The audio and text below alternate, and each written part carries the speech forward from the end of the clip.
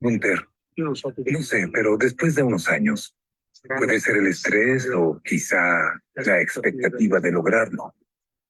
Es dura. Es dura, sí, pero creo que tú tienes la presión extra de que Ferrari es Ferrari. La roja nacional. Sí, sí, sí. Está en el ADN de Ferrari competir por la victoria. Sabemos que no es fácil, los rivales son muy fuertes. Debemos volvernos más fuertes y competitivos. Ese debe ser nuestro objetivo.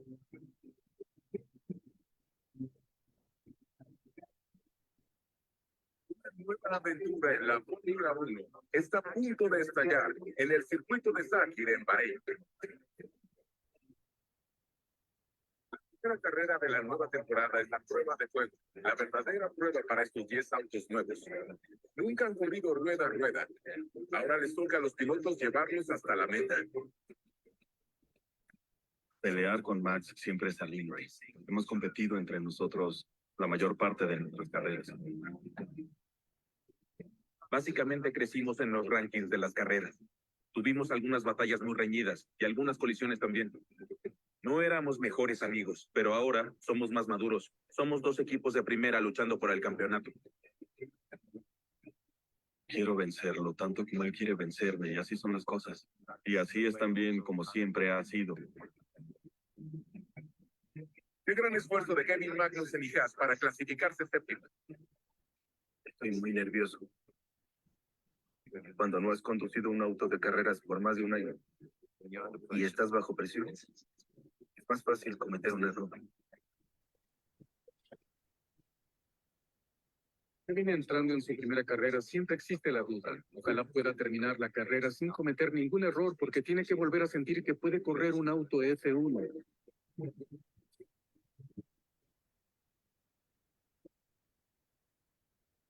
Pero una vez entrando al auto y asegurándome, tengo que lograrlo.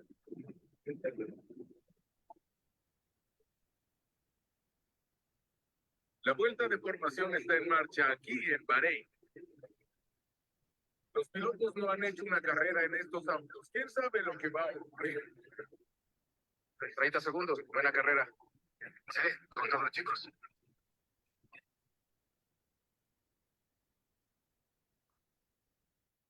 Sí, fuerte y claro. El último auto está en posición. Tenemos 20 autos, todos alineados.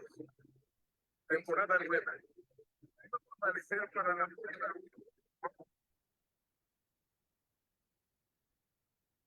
5 luces en el. Ahí van.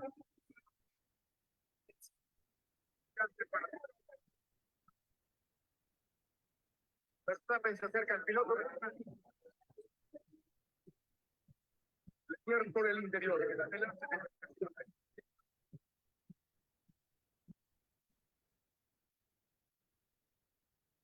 Miren a Kevin Magnussen, lo bien que va. Vemos claramente a algunos de los verdaderos favoritos en cada. Bien que rodea claramente a Sergio Pérez.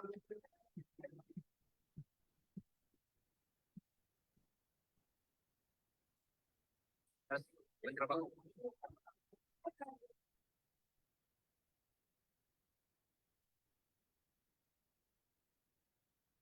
Magnussen tuvo un gran bloqueo en la curva 1 y ahora está bajo la presión de Sergio Pérez. Carajo. Magnussen a la defensiva en el gas. Pérez por dentro y Magnussen nada puede hacer al final. Carajo. Bien. Bueno, estamos en margen. Vamos, Checo. Pérez lidera sobre Hamilton. Y Hamilton no puede hacer nada.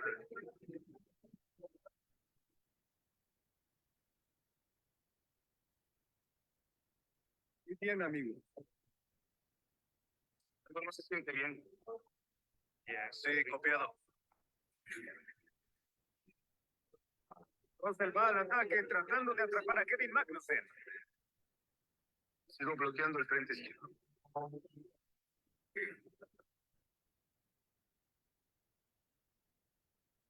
en la primera curva. Magnussen entra demasiado rápido y prácticamente se pasa. Y Russell avanza a la sexta. Ese fue su gran error.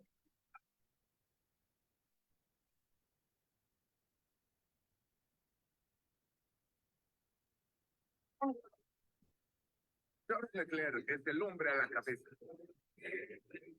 A los pits, confirmado. Copiado. El líder de la carrera va a los pits. Charles Leclerc. Charles Leclerc debe mantener su posición. Leclerc está delante de ti en los pits. Adelantando a Verstappen. Max Verstappen a la derecha de Charles Leclerc. Verstappen atrás con DRS. Max, rebasa. Max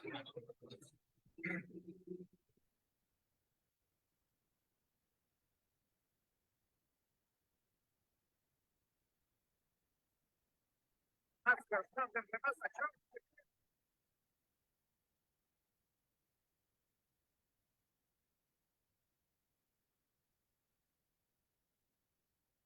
Leclerc podrá volver a rebasar a Verstappen.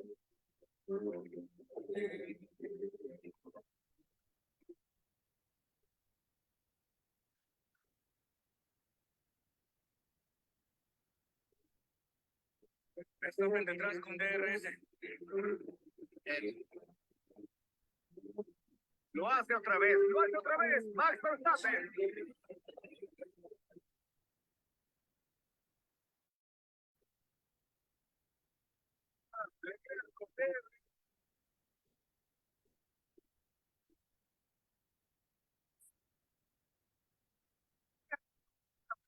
Y va a retomar el liderazgo.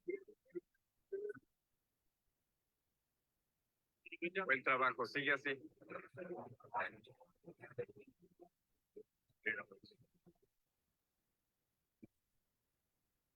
Oye, mi volante se siente muy pesado. Gran bloqueo de Verstappen. Está bloqueado. Leclerc y Verstappen intercambiaron el liderato 5 veces en las últimas 2 vueltas.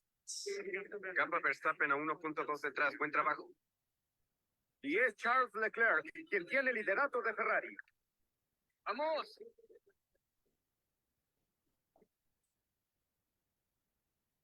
Magnussen puede perder con Gasly.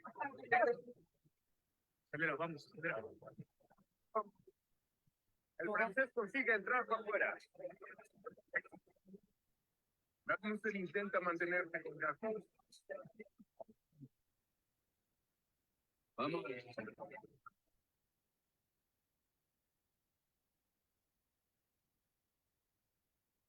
Ahora se fue adelante de Gasly.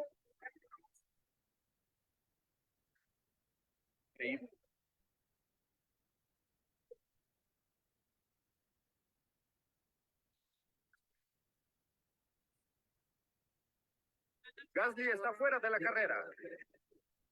El auto se apagó.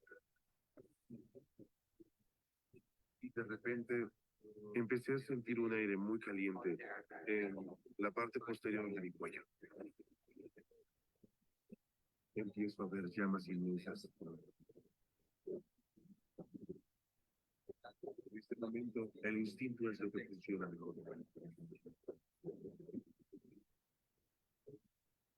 Intenté salir lo más rápido posible. Es un deporte muy peligroso y siempre seguirá siendo peligroso.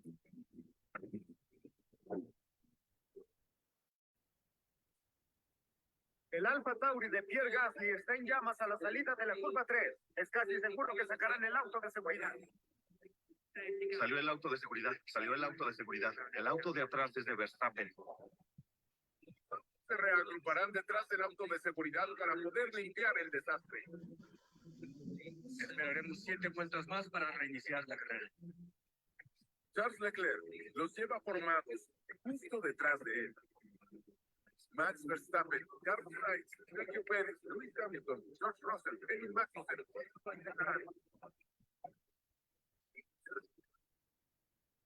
Confirmado. La acción se va a calentar aquí en Bahrein una vez más. Sale en esta vuelta. Para el auto de seguridad. Ganador.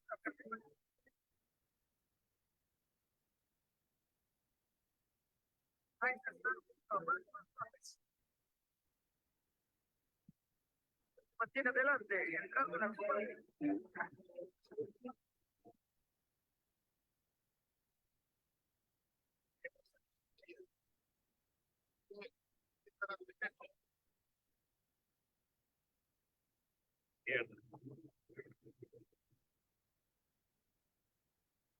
Verstappen tiene un problema con el contacto. Carlos Sainz adelanta a Max Verstappen. Es el Ferrari 1-2 aquí en Bahrein. ¿Qué quieres que haga?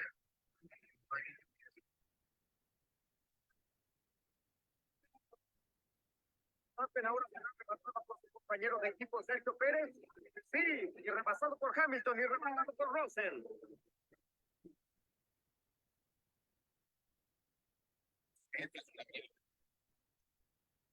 Max Verstappen está fuera de la carrera.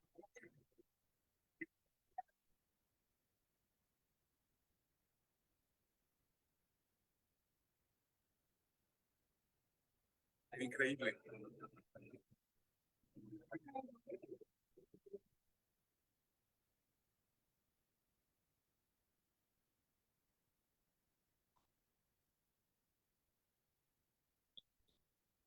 Vamos.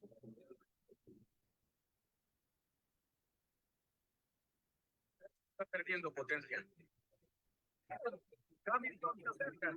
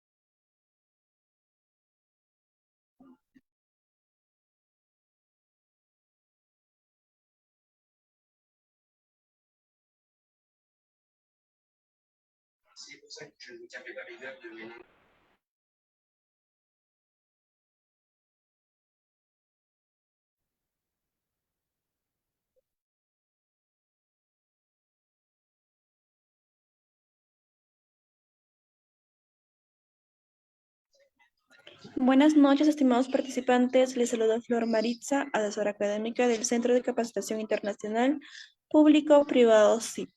Agradezco la participación de cada uno de ustedes al curso Manejo Integral del Shock en Pequeños Animales. La ponencia de esta noche estará a cargo de la doctora Ángela Parra González. Antes de comenzar con la ponencia, les voy a dejar algunas recomendaciones. Por favor, mantener los micrófonos y videos apagados a menos que la doctora solicite su participación. Para los participantes que desean solicitar la clase grabada, material de estudio y la certificación, les voy a dejar los números en el chat. Cualquier duda o consulta que tengan los va a responder la doctora al finalizar la ponencia. Buenas noches, doctora Ángela, le doy pase a su ponencia.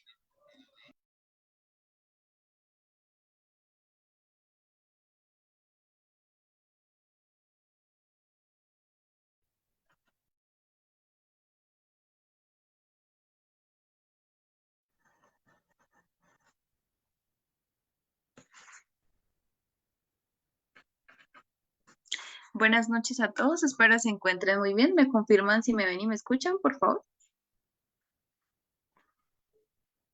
Sí, doctora, se le escucha muy bien.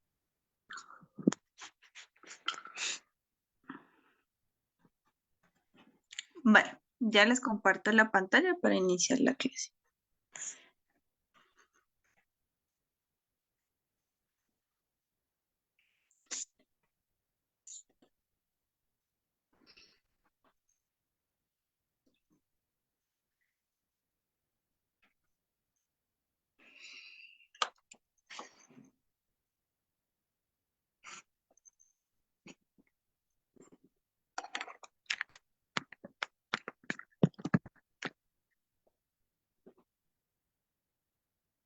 Bueno, entonces muy buenas noches a todos. Como lo dijo mi compañera, entonces la clase de hoy es sobre manejo integral en shock en pequeños animales.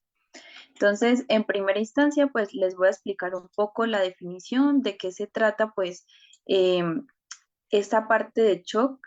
Inicial, les voy a explicar un poco sobre un caso clínico que me llegó estos días a cirugía para que pues ustedes me entiendan cómo se puede producir un shock. Después del caso clínico les voy a dar una pequeña introducción a la parte de anestesia y para que los pacientes no sientan dolor y después les explicaré los tipos de shock que podemos llegar a encontrar. Voy a hablar mucho de la fisiopatología, sí, más que todo de la parte de la fisiopatología e inmunología de este tipo de shock. Entonces, quiero que me presten mucha atención cuando ya vaya pues a mencionar cada tipo de shock. Luego les explicaré cuál sería el tratamiento para cada uno o en general, en conjunto con su analgesia y su antibiótico para la parte final. Bueno, entonces vamos a empezar. Entonces, una definición corta, ¿sí? No existe una definición única y universal que se reconozca con la palabra shock. El shock es un proceso fisiopatológico complejo, iniciando por la perfusión hemodinámica alterada, que puede producir una pobre perfusión tisular y a menudo va seguido de un fallo multiorgánico. Normalmente, si se descompensa una sola parte a nivel fisiológica, por ende, las demás alteraciones inmunológicas se van a ver afectadas del paciente. Por eso va muy desencadenada fisiológicamente de un órgano a otro, de cómo se ve alterado cualquiera de estos. Les voy a explicar, como les dije en la introducción, un pequeño caso clínico, ¿sí? El cual me llegó hace pocos días a la parte quirúrgica y de consulta y en conjunto con una urgencia. Normalmente a algunos pacientes les da dilatación y torsión gástrica, específicamente con un vólvulo gástrico. Porfa, me colaboran con los micrófonos y las cámaras para poder seguir con la clase, por favor. Ok, entonces, como les venía diciendo, la dilatación y la torsión gástrica generan un vólvulo gástrico. Más que todo se ve en pequeños animales, específicamente en caninos. Entonces, la causa puede verse por un consumo de alimentos poco digeribles acompañado de un gran consumo de agua y de aire. Normalmente, pues, se puede producir por pacientes de pronto que han salido a, a la calle, ¿sí? A paseos largos o cortos y cuando llegan a la casa eh, vienen con una termorregulación bastante alterada por el ejercicio que ellos hicieron en la parte externa y ellos llegan a consumir concentrado y ingesta de agua bastante rápido. Entonces, cuando ellos hacen este movimiento rápido, pueden incluir aire al momento de ellos consumir la ingesta de agua concentrada.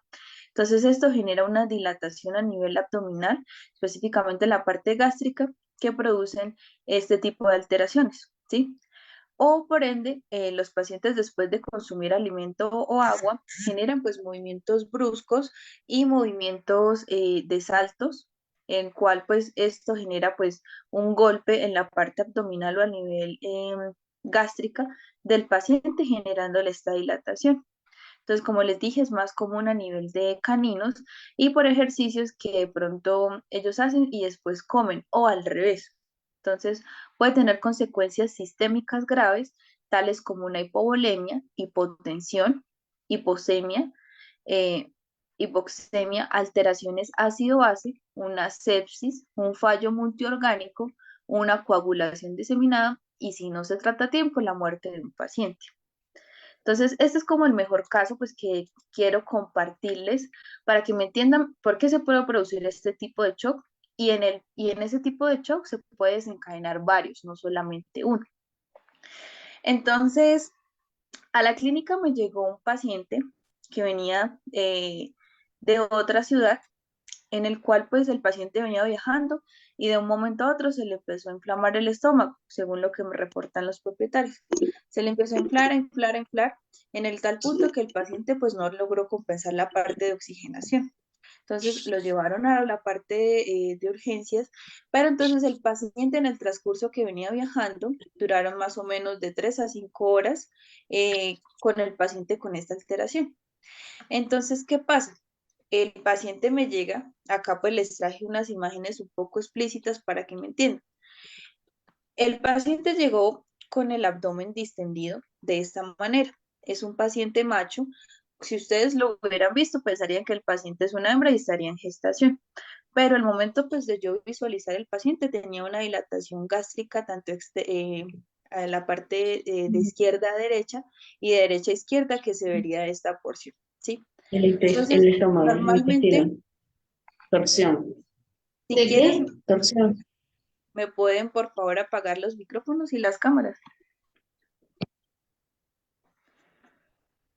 Vale, entonces el paciente es la mejor imagen que pues les logré conseguir, se ve de esta manera, ¿sí? Entonces el paciente llega con esta alteración en el cual el estómago, si nosotros lo vemos gráficamente, estaría así, ¿sí?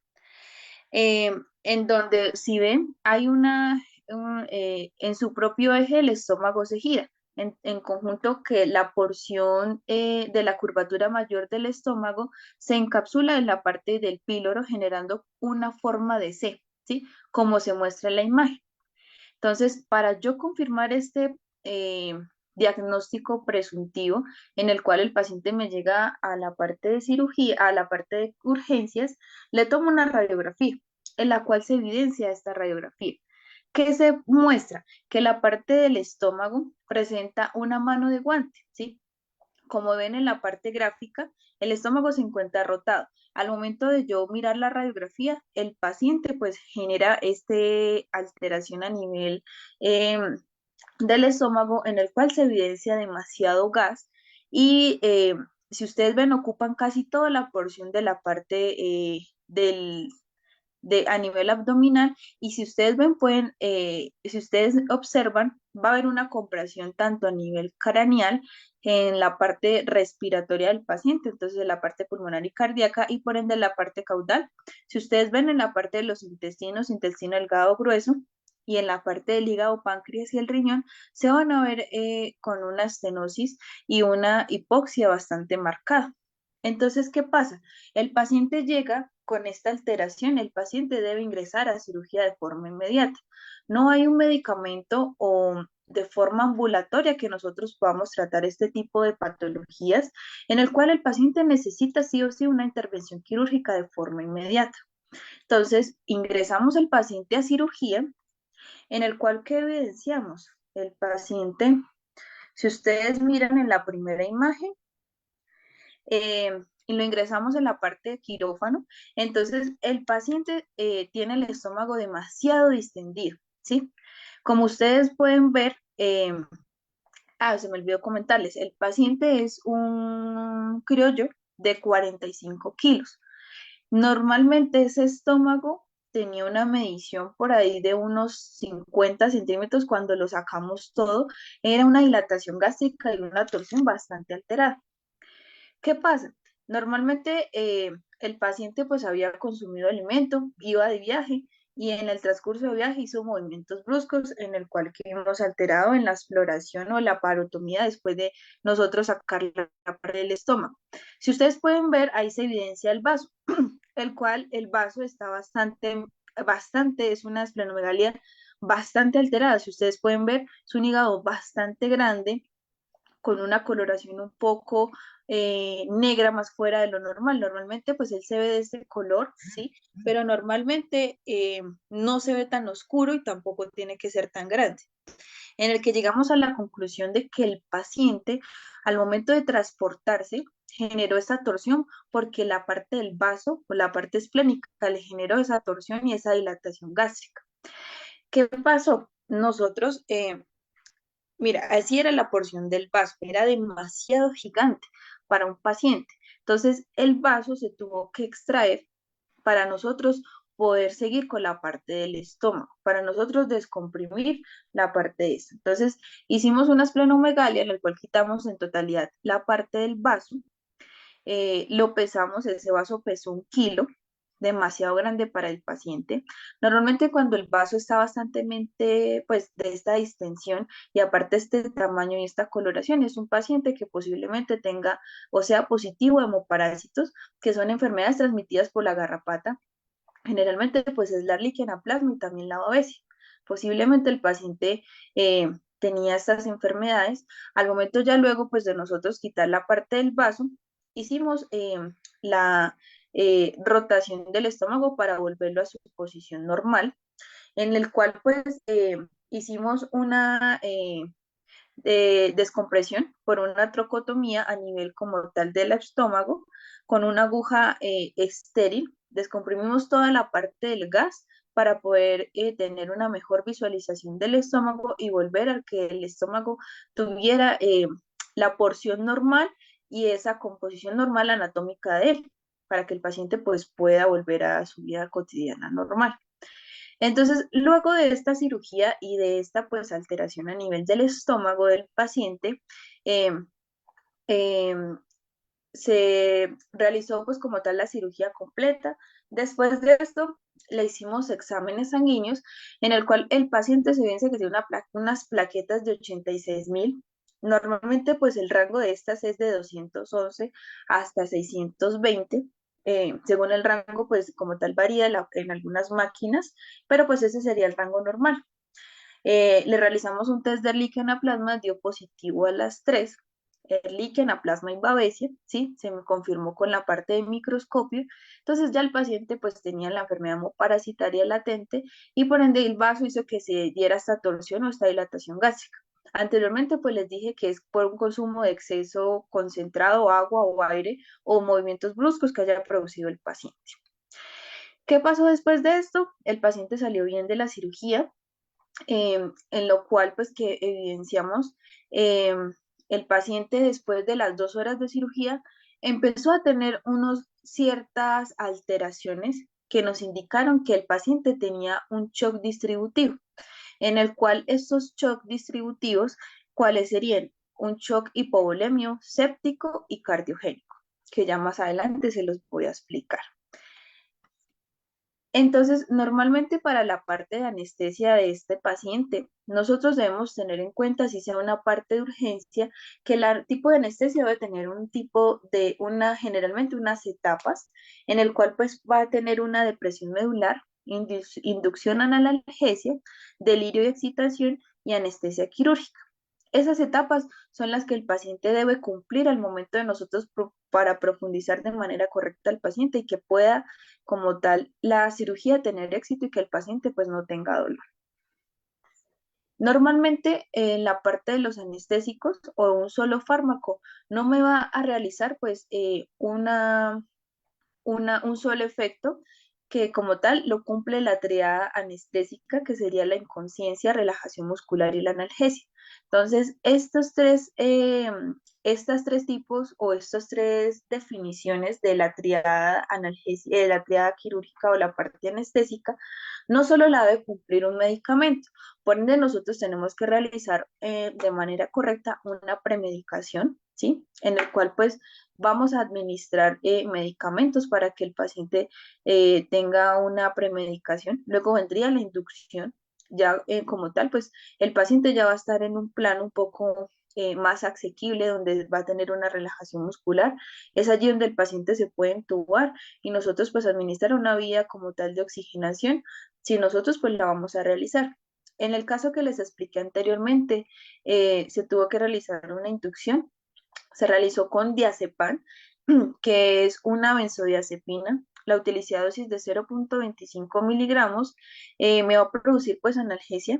En conjunto se realizó premedicación, la inducción con la parte de propofol, que es un anestésico de corta acción que me va a cubrir específicamente en el sistema nervioso central, causándome pues una depresión. Y por ende, en ese momento, pues intubó al paciente para generar una anestesia inhalada, que ella, pues como tal, es la de la parte ventilatoria para que el paciente estuviera en un plano completo y no sintiera dolor.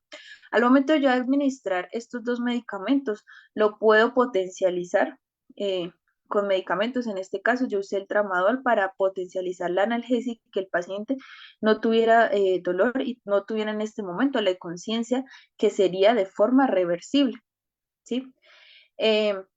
Entonces es importante que ustedes mantengan estas definiciones de forma anestésica para que los pacientes pues puedan entrar en plano, ¿sí? Entonces ya una vez pues ingresando un poco como en contexto, ¿sí? De por qué se puede producir este tipo de shock, puede ser en una urgencia o no, o anteriormente como les mencioné, un shock se puede producir de pronto por una falla multiorgánica por X o Y motivo. Entonces, empezamos con el primer shock, que sería el hipovolémico. Entonces, en este caso, pues me voy a guiar de mi paciente, que fue el caso que les acabé de exponer. Entonces, el paciente después de la cirugía, ¿sí? El cual pues venía con esta alteración ya más de 4 horas porque el paciente venía de viaje y teníamos que ingresarlo de forma urgente a la parte quirúrgica porque si no, pues el paciente podía fallecer de forma inmediata por este tipo de shock. Cuando él salió de cirugía, les hablé de un shock distributivo, que es un shock hipovolémico, cardiogénico y séptico. Entonces, ¿por qué se evidencian este tipo de shock o cómo se dan? Entonces, aquí es donde quiero que me presten mucha atención porque es la parte fisiológica y la parte de fisiología, inmunología para nosotros entender cómo el cuerpo se puede como tal, según con la sintomatología y cómo se genera una falla multiorgánica si no le presto atención a lo que el paciente pues me quiere decir con sus expresiones o la sintomatología que puedo ver de forma visual.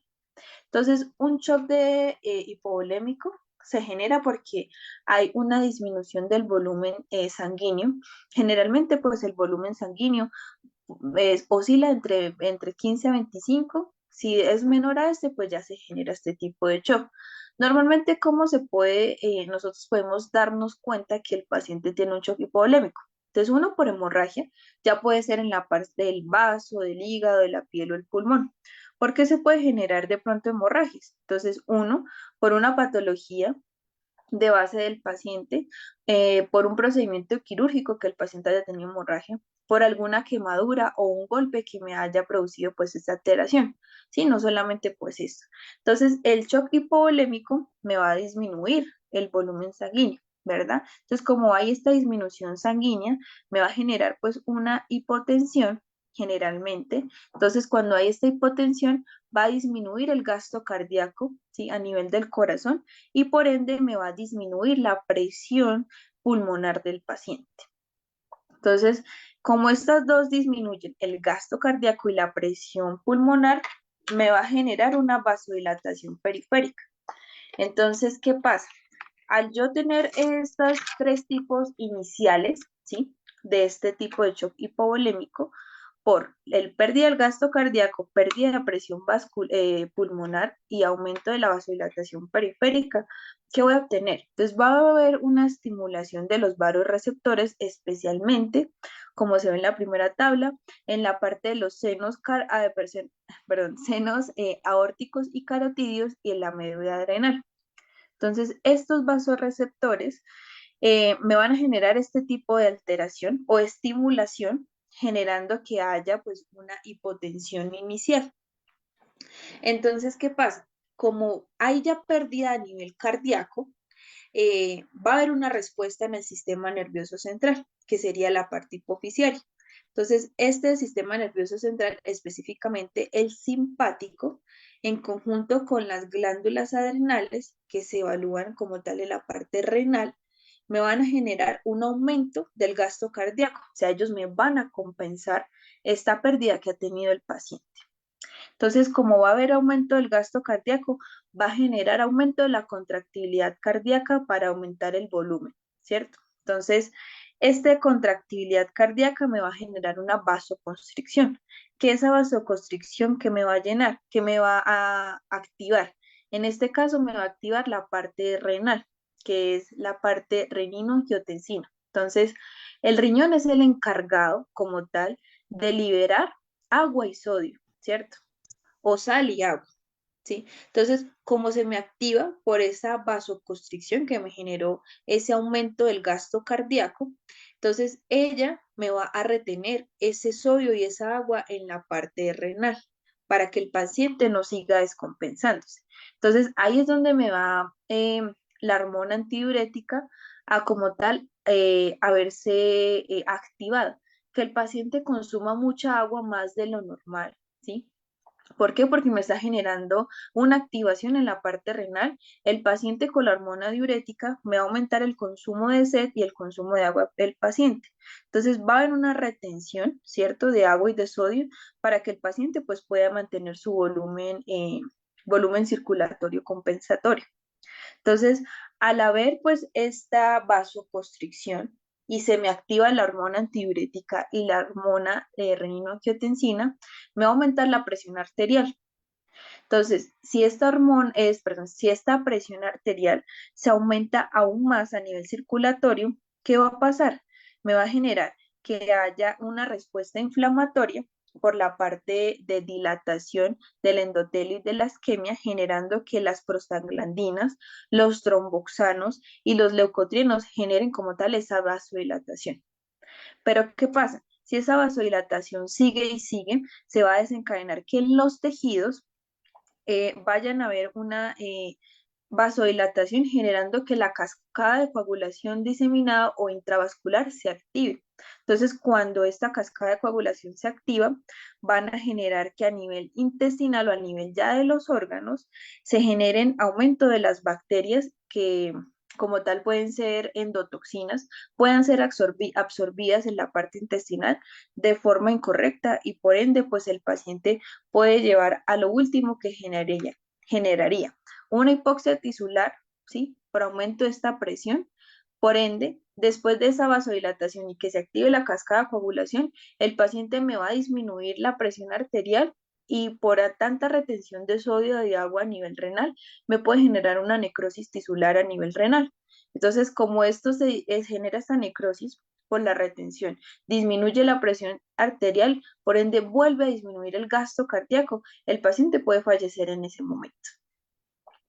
Entonces, por ende, ese shock hipovolémico se da por un fallo multiorgánico porque él de cualquier manera nos va a compensar para que el paciente como tal no tenga, presente otras sintomatologías, pero a nivel de la hipoxia pues se ve alterada esta parte. Entonces, teniendo en cuenta de que este shock hipovolémico, ¿cierto? Alteró pues como tal toda la la parte sistémica y funcional de cada órgano, específicamente, les recuerdo acá, va muy de la mano con la parte cardíaca, la parte renal y la parte del sistema nervioso central. Entonces, esos son los que se van a ver más afectados en la parte de un shock hipovolémico. Entonces, por ende, si el shock hipovolémico, pues como tal, no tiene compensación, entonces nos vamos para el shock cardiogénico, en el cual, ¿por qué se produciría pues este tipo de shock? Entonces, normalmente el fallo cardíaco es por una disminución en el gasto cardíaco insuficiente o el flujo sanguíneo como tal, pues se ve disminuido. ¿Por qué puede generarse pues este tipo de shock?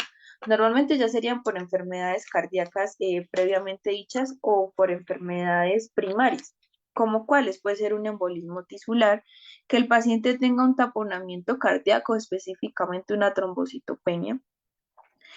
Por otro lado, que haya ruptura vascular o por contusiones cardíacas, ¿sí? Puede desencadenarse cuando el paciente de pronto tenga algún accidente o que el paciente, por ende, presente alguna alteración ya como tal cardíaca que nos puede desencadenar arritmias, de pronto alteración a nivel cardíaco que el paciente pues me esté presentando en el momento.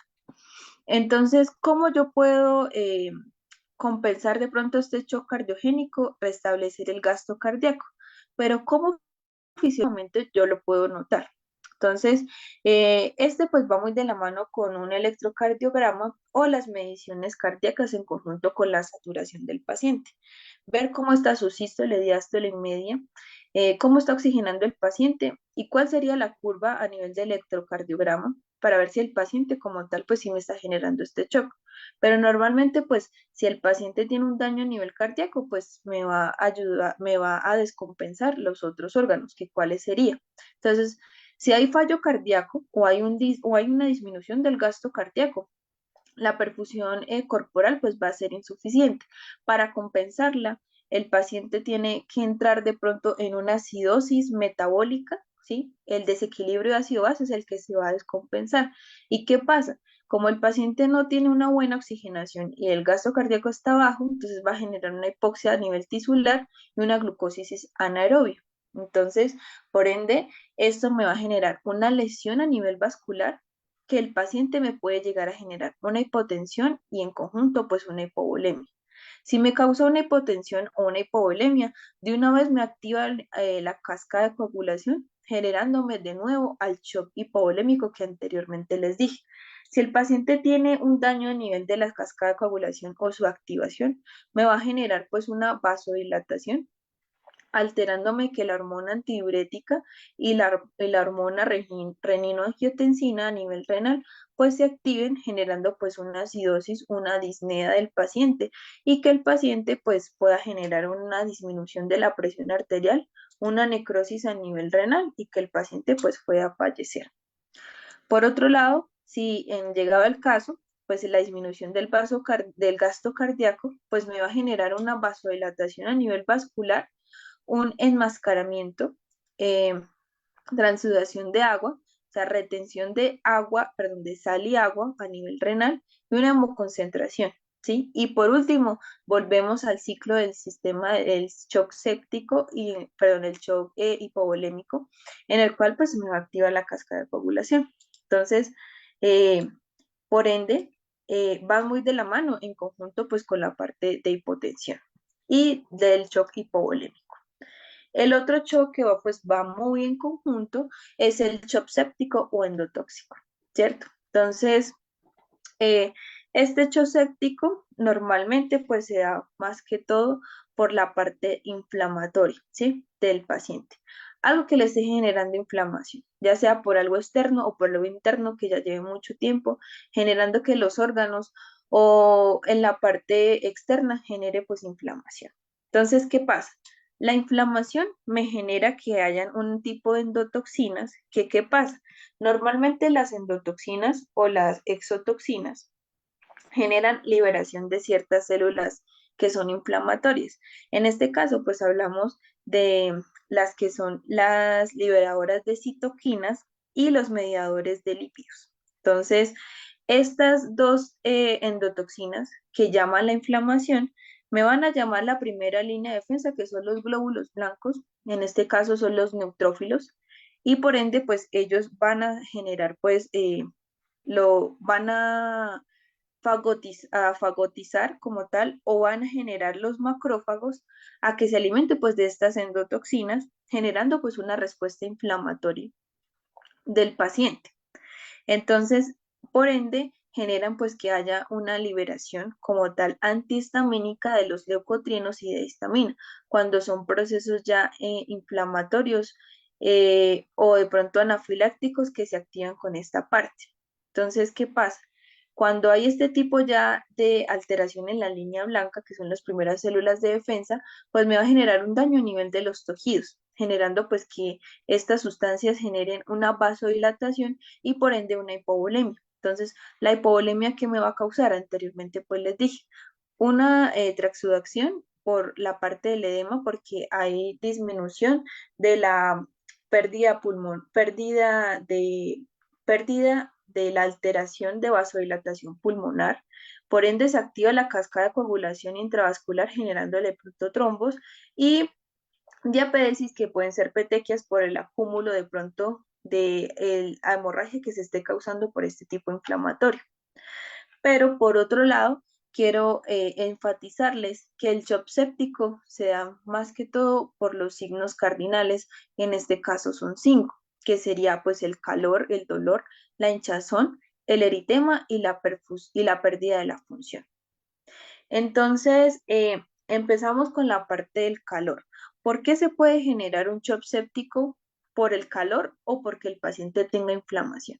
¿Sí? Entonces, el calor pues me va a aumentar como tal la parte del flujo sanguíneo.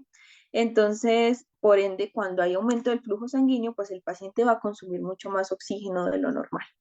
Entonces, cuando hay aumento de estos dos factores, entonces a nivel metabólico me va a producir ácido láctico, ¿cierto? Este ácido láctico viene con la activación del famoso, que lo hemos escuchado mucho, el factor de necrosis tumoral alfa.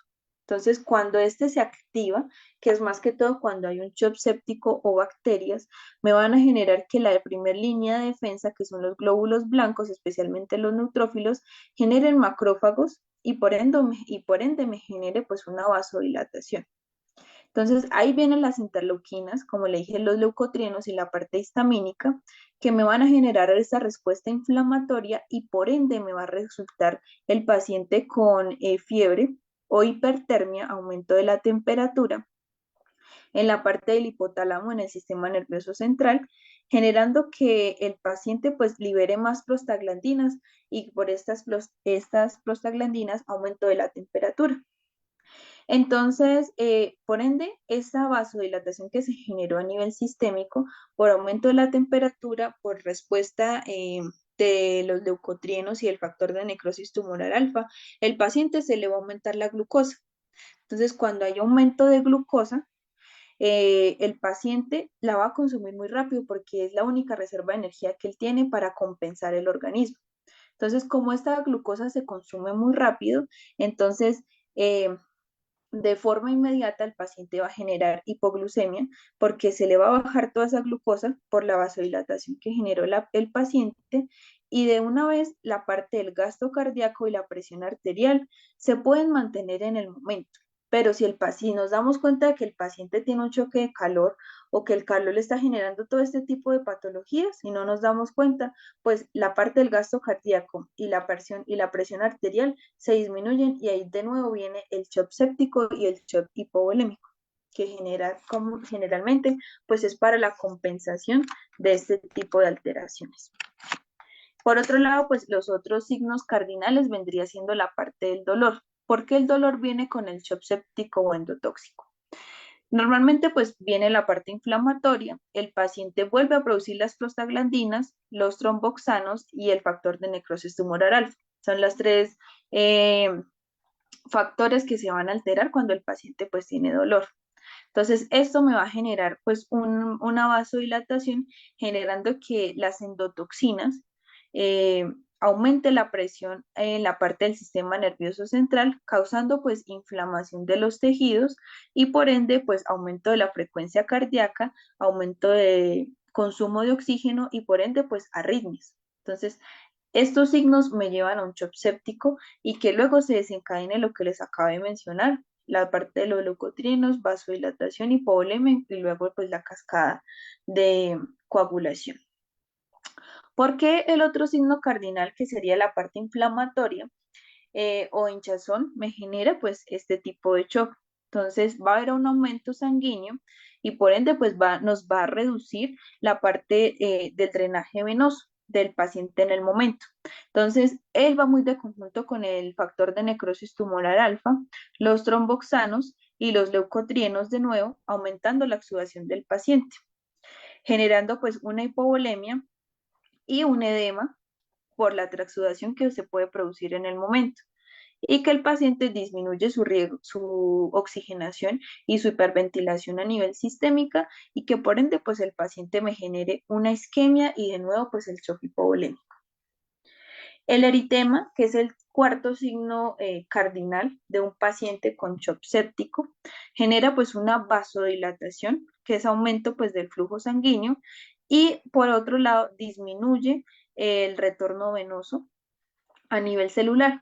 Entonces, por ende, pues se va a activar el factor de las prostaglandinas y nuevo los tromboxanos, generando pues que el factor de coagulación se active y por ende pues haya lisis de coágulos en este momento o en esta alteración. Entonces va a haber liberación de fibrina y que el paciente de pronto me produzca sangrado y en el momento como tal de que el paciente puede producir pues esta alteración. Y por último tenemos pérdida de la función. Normalmente pues esto puede ser temporal y pues se puede instaurar pues un tratamiento de soporte si nosotros lo querramos, pero siempre y cuando se desaparezca la parte inflamatoria y el paciente pues puede generar la cascada de cicatrización en este momento de forma completa. Pero entonces deben como tal disminuir la parte inflamatoria para que el paciente pues pueda volver a retomar la parte de la funcionalidad de los órganos siempre y cuando haya disminuido la inflamación.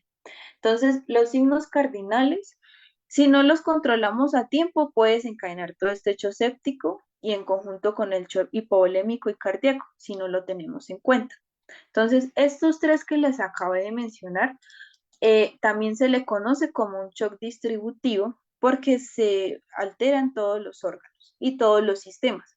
Entonces, a mi paciente, después de la cirugía, ella empezó con disminución en la parte de oxigenación, disminución de la frecuencia cardíaca y por ende aumento de la temperatura.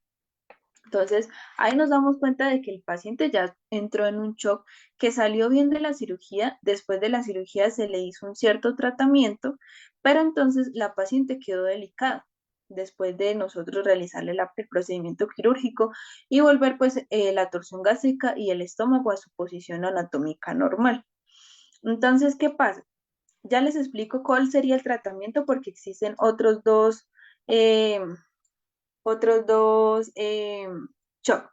Entonces, el otro shock sería el shock neurogénico o neurológico, en el cual pues más que todo se ven alterado específicamente la parte de la depresión del bulbo raquídeo y la médula espinal del paciente. Entonces, si se ven alterados por traumatismos o depresiones, también se va a ver alterada la disminución del oxígeno cuando el paciente no se oxigena de manera correcta, ya sea en cirugía o de pronto una alteración externa. El paciente se va a ver afectado como tal, pues estos órganos a nivel del sistema nervioso central. ¿Qué pasa? Va a poder generar una pérdida del tono vascular. Entonces, esta pérdida del tono vascular va a afectar los centros de regulación cardíaca vascular. Entonces, va a disminuir la presión arterial y por ende el gasto cardíaco. Y para compensarlo necesita generar una vasodilatación para que el paciente me pueda volver a tener un aumento de la presión arterial y que me pueda compensar. Pero ¿qué pasa?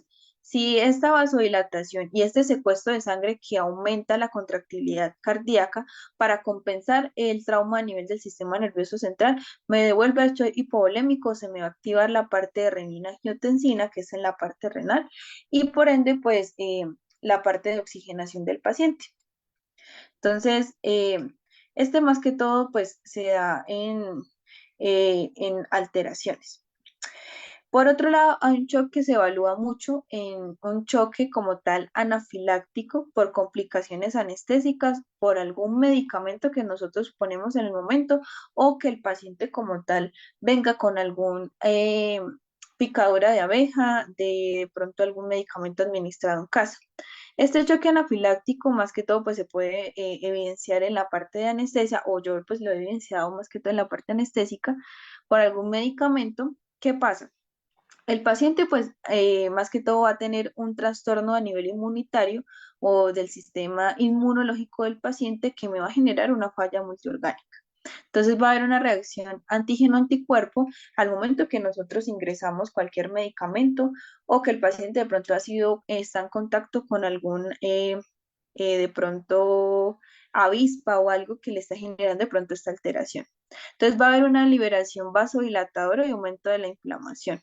Entonces, ahí se va a ver afectado las prostaglandinas, tromboxanos, factor de necrosis tumoral alfa y por ende la parte de histamina y serotonina, generando los leucotrienos y la interleuquina 1 para que el paciente me genere este tipo de inflamación y este shock anafiláctico, que por ende, si no se trata a tiempo, el paciente se le pueden como tal inflamar la parte de los cartílagos de la tráquea, generando que como tal no haya una buena oxigenación y como no hay una buena oxigenación, se puede generar esta hipotensión y por ende nos lleva a la hipovolemia del paciente. ¿Cuál sería de pronto el tratamiento correcto para todo estos tipos de shock? Entonces, normalmente no les puedo decir que un solo shock se puede tratar por X o Y, sino es como tal una falla multiorgánica para compensar el paciente. Entonces, el tratamiento consiste básicamente pues es en mirar ¿qué procedimientos podemos hacer? En mi caso, el paciente tocó que ingresarlo a cirugía para compensar esa hipoxia que tenía a nivel orgánica, porque esa distensión abdominal me estaba generando contusión en los otros órganos. Entonces, es importante mirar de forma exitosa, por así decirlo, qué tipo de shock o qué tanto tiempo lleva el paciente con este shock para nosotros poder intervenir con una terapia que puede ser de forma rápida y que si nosotros no la tratamos de forma rápida o inadecuada, pues puede ser hasta irreversible o ineficaz y que el paciente puede llegar a morir. Entonces, el objetivo primario como tal del tratamiento es proporcionar en cierta medida, en primera instancia, oxígeno en cualquier tipo de los shock mencionados, que les comenté que anteriormente pues son 5. Entonces, normalmente a nivel del oxígeno, el paciente pues va a requerir que estos nutrientes a nivel de la oxigenación pueda volver a abrir como tal las redes capilares de pronto cerradas y aumentar pues el gasto cardíaco que le generó pues este tipo de alteración y por ello pues se miran con 3 pasos que son importantes al momento de un shock, cualquiera de los 5 mencionados, que sería ventilación, infundir y perfundir. Entonces, ¿cómo ventilamos un paciente de manera correcta? Lo podemos hacer de varias maneras. Como se muestra en la imagen, se puede hacer de pronto de forma con, hay ventilaciones mecánicas o ventilaciones con condensador o oxigenoterapia de forma ambulatoria, como se muestra acá.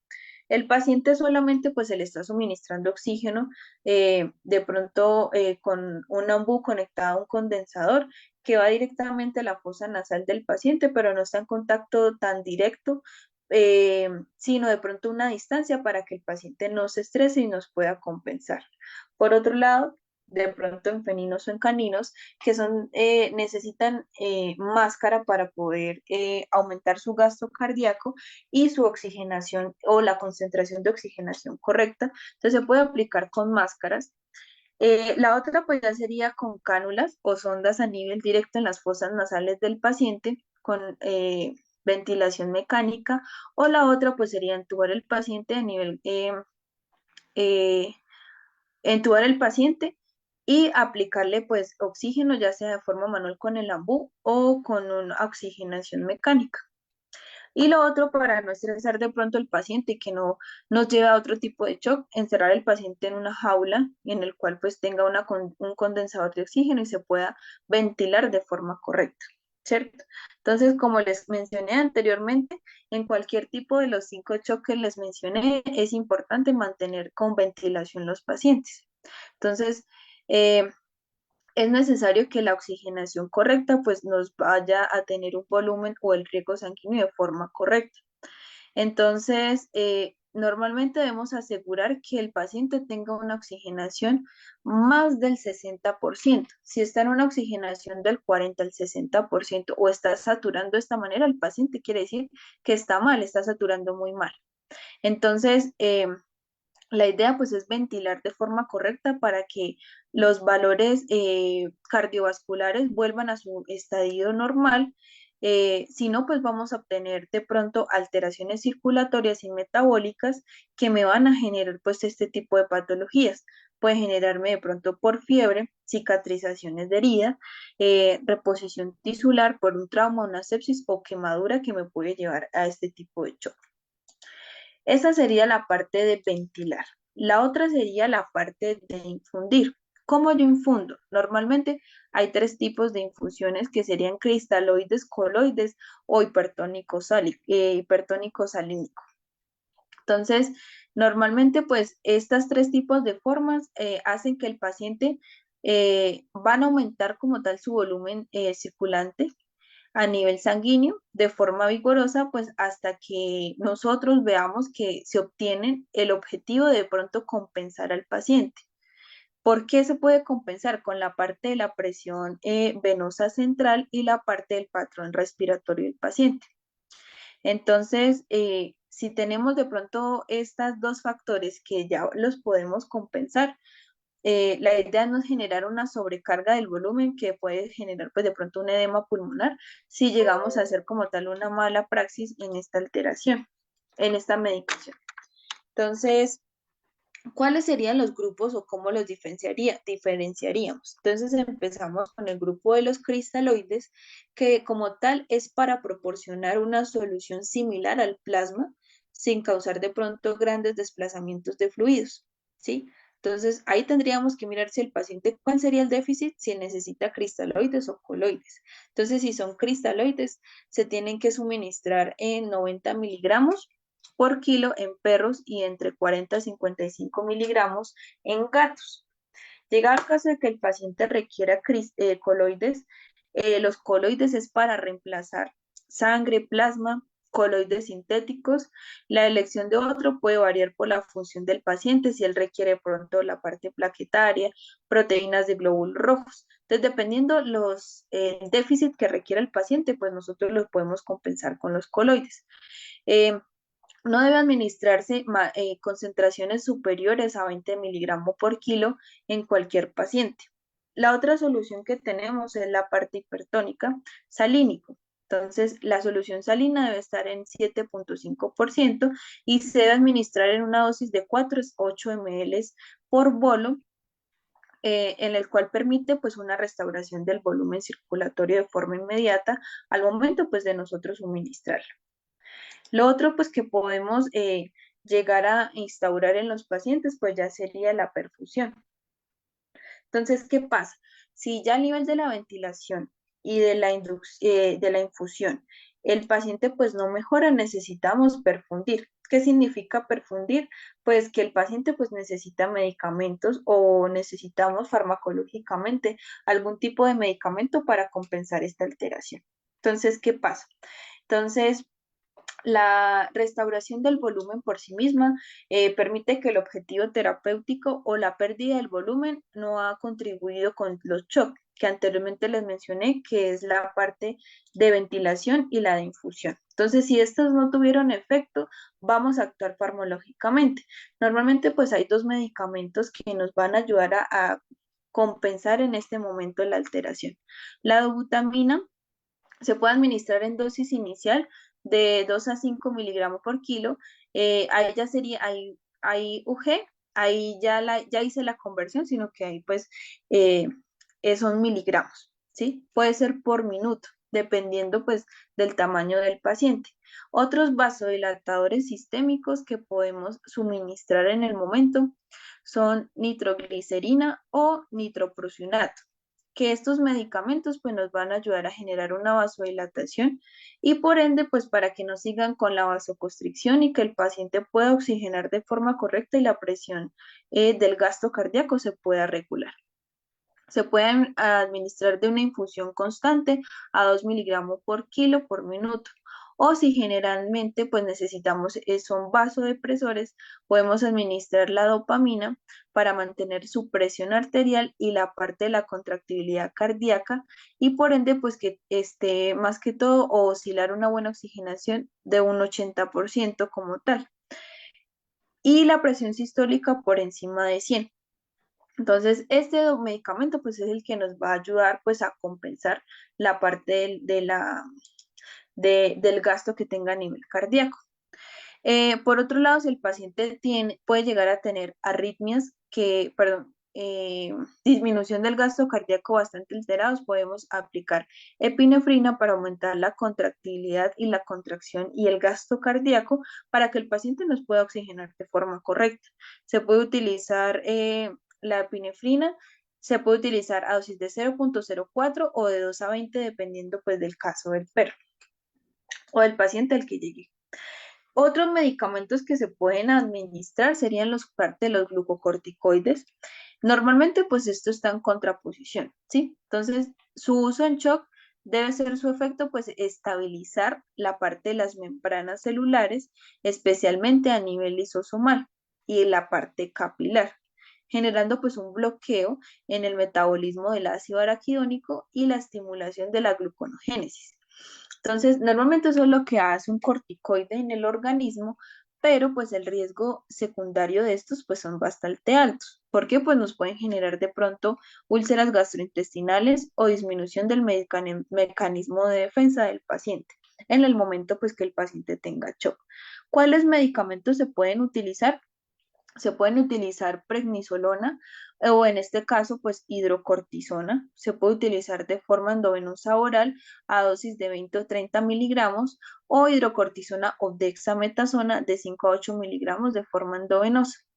Una vez pues administrados fluidos se puede en conjunto, pero la idea pues es reevaluar o mirar que no tenga pues efectos secundarios después de la administración de estos corticoides. Y por último, llegado el caso, pues si el paciente requiere pronto antibióticos y analgesia con el fin de compensar. Entonces podemos agregar cefalosporinas, que son la primera línea de generación en la cual pues nos van a activar, ayudar con bacterias gram positivas y gram negativas. Se pueden utilizar estos medicamentos entre 8 a 6 horas en caso pues de sospechar de que el paciente pues tenga alguna sepsis o endotoxemia a nivel interno. Para disminuirlo podemos utilizar metronidazol, que es un antimicrobiano de amplio espectro de 20 a 30 miligramos por kilo, dividido en 3 dosis iguales durante 30 minutos por la vía endovenosa o se puede administrar en rofloxacina a dosis de 5 miligramos por kilo. En caso pues de dolor se pueden agregar AINES, pero pues esto depende del caso, ¿sí? Ya puede ser meloxicam, carprofeno, ketoprofeno, clonazepam, megumin. Normalmente pues en casos cuando el dolor es bastante alterado se pueden agregar opioides como el tramadol o el fentanilo o la morfina o dipirona en dosis analgésica para ayudar a contrarrestar la parte del dolor. Es ideal después de esto pues que el paciente requiere exámenes de laboratorio completos como un cuadro hemático para evaluar glóbulos blancos, glóbulos rojos, la parte de plaquetas, proteínas totales, una bioquímica sanguínea completa que me evalúe la parte renal y hepática en conjunto con las enzimas del hígado y del riñón y en conjunto pues monitorear la parte de electrocardiograma del paciente en conjunto con la producción de orina. Entonces es importante pues que nosotros miremos el caso. Para concluir, el caso de mi paciente, la torsión volvulogástrica, como el paciente duró mucho tiempo en venir a la clínica, ¿sí? Tenía el abdomen bastante alterado, igual se intervino quirúrgicamente, se volvió a su posición normal, pero después de una hora el paciente volvió pues generando un shock distributivo que anteriormente les mencioné. Lo que se le hizo fue un vaciado, porque después de esto volví y se llenó la parte del estómago.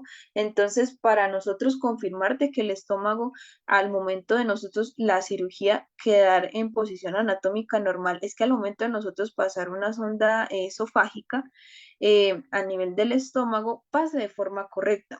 Si el estómago a nivel de la cirugía quedó mal posicionado, la parte de la sonda pues no va a pasar. Entonces, pasamos la sonda, le hicimos luego, después una descompresión, descomprimimos toda la parte de ese gases que tenía. El paciente evacuó mucho concentrado después de esto empezó con los signos que anteriormente les dije, los 5 signos cardinales. Entonces, le agregué una infusión de dolor para contrarrestar, una infusión de ketamina, lidocaína y fentanilo, en el cual esta infusión se pasó por una bomba de infusión por más o menos unas 30 minutos a un goteo un poco rápido o rápido lento para contrarrestar la parte del dolor del paciente, en el cual pues el paciente después del lavado que se le hizo a nivel gástrico, el paciente pues tuvo mejoría un momento, mejoró la coloración de sus mucosas, se le agregó oxigenación, pero el paciente después de esto tuvo un paro cardiorrespiratorio y falleció. Entonces, este es como el mejor ejemplo que les pude pues haber dicho para que ustedes pues me entiendan un poco de cómo se puede evidenciar de un momento a otro estos tipos de shock y cómo se desencadena pues una falla multisistémica si no se trata a tiempo y que a veces puede generar daños casi de forma irreversible para que el paciente pues pueda sobrevivir. Entonces, pues ahora pasamos a la sesión de preguntas. Si alguno tiene alguna duda o inquietud respecto a la clase, con mucho gusto pues les puedo eh, resolver las dudas o inquietudes que hayan tenido de la clase.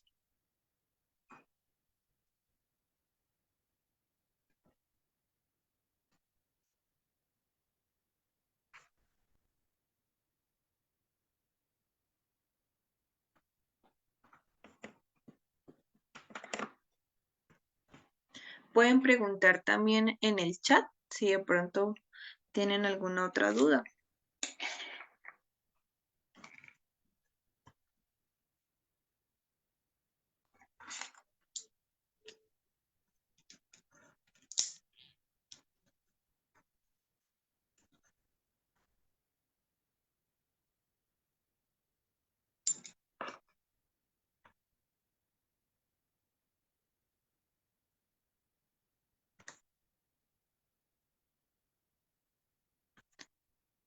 De igual manera, si tienen de pronto el material, pues yo se los dejo con la asesora para que ustedes lo tengan y tengan pues en cuenta más que todo este tipo de shock.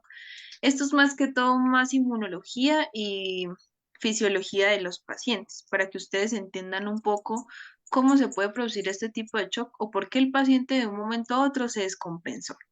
Entonces, eso es una falla multiorgánica que puede presentar los pacientes.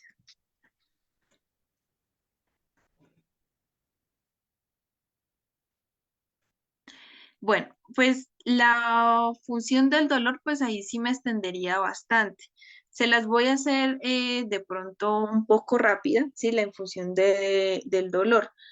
Normalmente, pues yo combino, la ketamina, pues es un anestésico, el cual pues es de un agente como tal de corto, de dura un poco más que el duración un poco corta, ¿sí? Y es un agente disociativo. Lo combino con el fentanilo, que es un opioide, y la lidocaína, que es un anestésico local. Entonces, la idea pues es hacer una infusión del dolor para que el paciente pues pueda compensar. Entonces, las dosis que manejo para el dolor, la ketamina la uso a dosis de 5 miligramos por kilo, la lidocaína la uso a 2 miligramos y el fentanilo a 0,03 miligramos. Estas dosis las multiplico por el peso del paciente y las divido por la concentración de ambos medicamentos. Esta concentración total que me da la voy a diluir como tal en un buretrol completo con 150 ml y se pasa por la bomba de infusión. Como el paciente en este momento ya me iba a entrar en este tipo de shock por dolor, aumento de calor, que sería como tal los puntos cardinales, entonces por eso lo pasé un poco rápido. Entonces, en esto el paciente compensó, disminuyó, aumentó, perdón, la parte del gasto cardíaco, la vasodilatación y la oxigenación. Pero pues después de unas horas ya el paciente generó un daño multiorgánico, generándole como tal que después de obtener la glucosa bastante alta, como les había mencionado, el calor las puede compensar, ¿sí? Pero por ende, como esa compensación, él me va a disminuir toda esa parte de glucosa del paciente, entonces pues me puede generar una hipoglicemia y el paciente genera, pues después de esto, pues un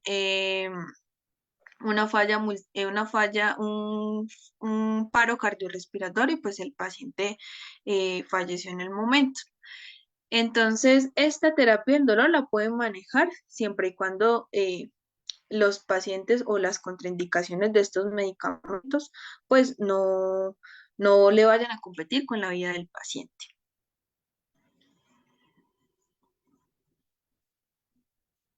Me preguntan por el chat. ¿Usted cree que si no se hubiera presentado una esplenomegalia en ese paciente, además de la distensión y el vólvulo gástrico, habría podido tener más posibilidades de vivir o de igual manera haber pasado más de 3 horas del evento, igual se produciría el fallo multiorgánico? Bueno, si el paciente no fuera tenido de pronto el abdomen, la parte del vaso tan alterada, sí, esa parte esplénica, porque era un vaso que pesaba 1 kilo, o sea, eso es demasiado grande, y que el paciente en el momento como tal no se hubiera tardado tanto tiempo, ¿sí? En llegar a la urgencia y lo hubiéramos intervenido quirúrgicamente con esa distensión abdominal, el paciente de pronto sí había podido sobrevivir, ¿sí? ¿Por qué? Porque uno, pues el paciente dio positivo a hemoparásitos, dos, el vaso estaba demasiado grande y ya antes de llegar pues a la parte de la urgencia, pues habían ya pasado 4 horas. La parte de los shocks se genera de forma inmediata. Entonces, si el paciente pues ha sobrevivido después de la intervención quirúrgica y si estos dos factores del tiempo y de la parte de la esplenomegalia pues no fueran alterados, el paciente se había podido sobrevivir siempre y cuando tengamos como tal una visualización a nivel del posoperatorio, porque si no lo cuidamos, se puede generar cualquier shock hipovolémico y como se dieron cuenta, el shock hipovolémico me lleva a un shock séptico y un shock cardiogénico. Entonces, yo digo que el paciente generó estos shocks mucho ingresa a urgencia. Entonces, que nosotros tratamos de que esos shocks no se generara un fallo multiorgánico es diferente, pero pues no se pudo. De igual manera, si de pronto el caso del vólvulo gástrico, ¿sí?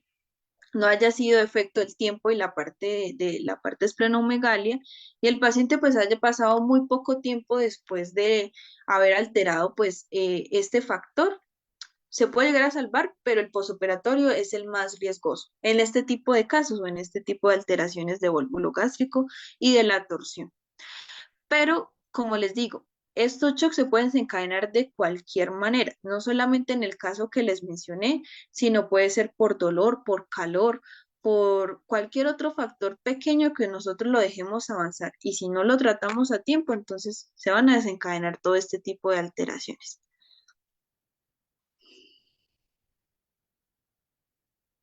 Me comentan con respecto al caso clínico expuesto que hubiese cambiado al momento del abordaje en base de garantizar la vida del animal, ya que después de todo lo citado. Pues la verdad se intentó muchas cosas con el paciente. ¿Qué hubiera cambiado? Pues la verdad, médicamente, pues no hay un medicamento que nosotros digamos como que, bueno, se puede salvar el paciente con este y ya, para la casa. Normalmente cuando estos pacientes llegan con estas torsiones gástricas, son muy difíciles de pronto del paciente de salir del cuadro. Después de la cirugía, el posoperatorio es el más riesgoso.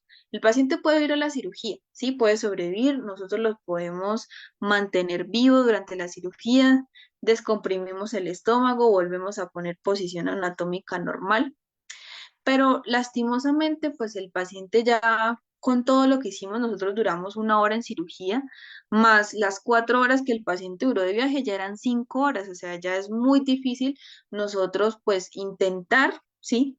Que el paciente o asegurarle a los propietarios de que el paciente puede sobrevivir. Es muy complicado. Entonces, la verdad yo no cambiaría nada porque yo, o bueno, todo mi equipo médico, todos mis compañeros, tratamos pues de que el paciente pudiera sobrevivir. Le hicimos bomba de infusión, le estuvimos con las constantes, hicimos luego a lo último pues el lavado gástrico, ¿sí? Para compensar, pero lastimosamente pues el paciente falleció. Todo lo que nosotros pues hicimos en el momento de ya cuando generar este shock distributivo que anteriormente les comenté, si los dejamos avanzar mucho, estos shock, así nosotros administremos cualquier tipo de medicamentos, el fallo en muerte orgánico puede ser irreversible y ahí pues el paciente no puede llegar a salir. Por eso es importante que después de cada cirugía nosotros tengamos en cuenta cualquier síntoma de dolor, de depresión, a nivel como tal de calor, ¿sí? Todos esos signos como tal, pues nos van a ayudar, nos van a llegar a pensar de que el paciente puede desencadenar estos shock que al final son casi irreversibles. El momento de transfusión sanguínea, no. La parte del hematocrito y la hemoglobina, para nosotros llegar a pensar de que el paciente tenga una transfusión sanguínea, para mí personalmente el hematocrito debe estar por debajo del 14% y una hemoglobina del 6%. En el momento, cualquier paciente que ustedes le quiten el vaso, ellos pueden sobrevivir, ¿sí? El vaso como tal es un secuestrador de glóbulos rojos y es un cementerio, por así decirlo. Entonces, ellos pueden vivir sin ese órgano. Entonces, cuando nosotros lo ingresamos, el único factor que se vio alterado en el momento fue la parte de plaquetas. Entonces, a él no se le generó pues una transfusión sanguínea porque en el momento pues él no la requería. Su complicación inicial era esa torsión y ese vólvulo gástrico en conjunto con la parte de la esplenomegalia del paciente. Entonces, por eso se le trató la parte principal o el factor principal del paciente para poder compensarlo después. Entonces, por eso es importante pues nosotros mirar el factor principal o primario que el paciente puede llegar a tener en el momento. Pero no, a él no se le realizó transfusión, no fue necesaria en el momento ya que pues desencadenó. Es más que todo este tipo de shock.